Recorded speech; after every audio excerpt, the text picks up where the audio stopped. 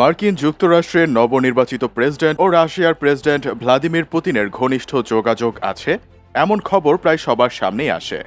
Trump দ্বিতীয়বার president হবার পরে পুতিন শুভেচ্ছা জানাবেন না বলেও খবর হয়, কিন্তু সব জল্পনাকে মিথ্যা প্রমাণ করে বন্ধু ট্রাম্পকে প্রশংসায় ভাসালেন পুতিন, দিলেন সংলাপেরও আভাস। বৃহস্পতিবার একটি সমাবেশে বক্তৃতার সময় প্রথমবারের মতো প্রকাশ্যে ট্রাম্পকে অভিনন্দন জানান তিনি। এই সময় নির্বাচনী প্রচারণায় এক বন্দুকধারীর হাতে হত্যা চেষ্টার শিকার হওয়ার সময় তার সাহসিকতার প্রশংসা করেন পুতিন। নবনির্বাচিত রিপাবলিকান প্রেসিডেন্টের সঙ্গে রাশিয়া সংলাপের জন্য প্রস্তুত বলেও জানান তিনি। ব্রিটিশ বার্তা সংস্থা রয়টার্স এই খবর জানিয়েছে। ট্রাম্পের জয়ের পর প্রথম প্রকাশ্য মন্তব্যে পুতিন বলেছেন, জুলাইয়ে পেনসিলভেনিয়ায় একটি নির্বাচনী প্রচারণায় বক্তৃতার সময় হত্যা চেষ্টার শিকার হন ট্রাম্প। এই সময় একজন সত্যিকারের মানুষের মতো আচরণ করেছিলেন তিনি। পুতিন বলেন, আমার মতে তিনি খুব সঠিক উপায়ে সাহসিকতার সঙ্গে একজন সত্যিকার মানুষের মতো আচরণ করেছিলেন। এই সময় তিনি আরও বলেন, নির্বাচনে জয়ের জন্য তাকে অভিনন্দন জানাতে এই সুযোগটি আমি গ্রহণ করছি।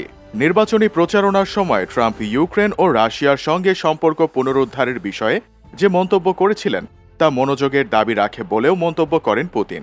তিনি বলেন, ইউক্রেনীয় সংকটের অবসান ঘটাতে রাশিয়ার সঙ্গে সম্পর্ক পুনরুদ্ধারের ইচ্ছা নিয়ে যা বলা হয়েছিল, আমার মতে এটি অত্যন্ত মনোযোগের দাবি রাখে।